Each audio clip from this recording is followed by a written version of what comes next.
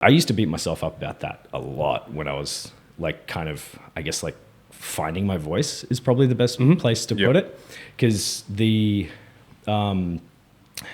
and the only way I ever managed to get past that was instead of trying to compare what I was doing to like my peers or to artists that I aspired to, I just sort of had to step back and just be like, yeah, it's like the point is not to be them.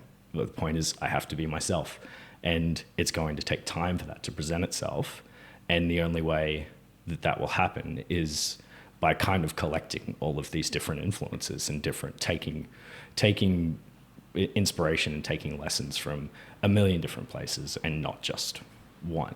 Like it's always good to have like that's like this came up recently actually, like, 'cause I don't collect stuff like physical things. I don't take a lot of stuff with me. I've been accused of living kind of Spartan in that regard sometimes, but I kind of collect artists that I like. So like some of the best advice that I ever got when I was at TAFE, was like, that's sort of where I started studying. I went to TAFE out in Dandenong, and one of our teachers, I think it was our illustration teachers, was just like, all right, so today you're just going to go on the internet and just find stuff you like. Oh, yeah, and man. you're going to make a folder on your desktop, because, we'd all sign in to we'd have our own sign-ins and whatever. And you're going to have a folder on your desktop and you're just going to call it inspiration. And you start just filling it with shit you like. And that is the best advice that I ever got. So like, that's been like, it's been like Tarzo's for me. Like I have this folder that I've had literally since I started, like since I was studying, that has gone from computer to hard drive to cloud. Right. And it's filled with everything that I've ever liked, which is such a cool time capsule.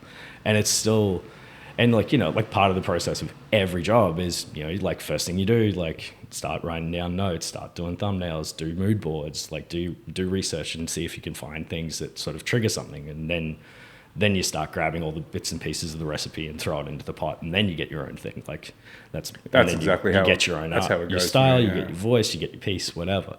But like, yeah, like I don't know, it's such like that's yeah. I'm so glad that I started doing that. Like, because like I started researching.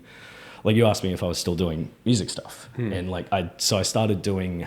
I started on an album yesterday, which I'm like really like super pumped to work on, because I think like I had to, for a really long time, most of what I did was album artwork. Like I'd say like 85% of the work that I did for around about 10 years was just album artwork, and it was mostly like photography based stuff, like Photoshop based stuff, and all that sort of thing. And this project is going to be photo based as well, and I haven't been able to do something like this in like 3 years, and fuck, I've missed it, man. Like sorry, I just spat everywhere. I fucking missed it. Like I'm really, really pumped to like start on this thing, but like part of it was like going, okay, cool, I got to get my head back around this. So I had to, we started talking about it maybe a month ago, and I've only just now been able to start it. So I sort of had it, was able to go back yesterday and see some notes that I wrote down and see some of the references that I started pulling from the cupboard and just getting my head back around that. And like, that's been like super exciting to sort of get back into. And you can also just take that back to your previous point about just collecting ideas and collecting concepts.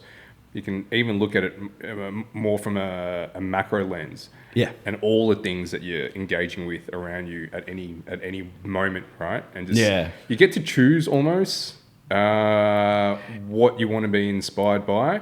Like if you're consciously active in being present, you can engage all your five senses at any moment, and then you can also think about like, how does this serve me? And like you as a visual person, you're probably the same when you're just looking at fucking everything and breaking down all the lines, the shapes, the colors, all of it, almost neurotically, and just trying to figure out.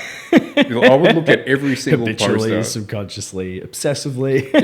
Yeah. Like you would look at a poster and try to break down the design elements in that, and then you can even then almost literally peel the layers back and just see the textures Yeah. Right. And then you look at it all that, you're like, oh, what's there? There's something like happening organically here. And you get to choose what you want to inspire you.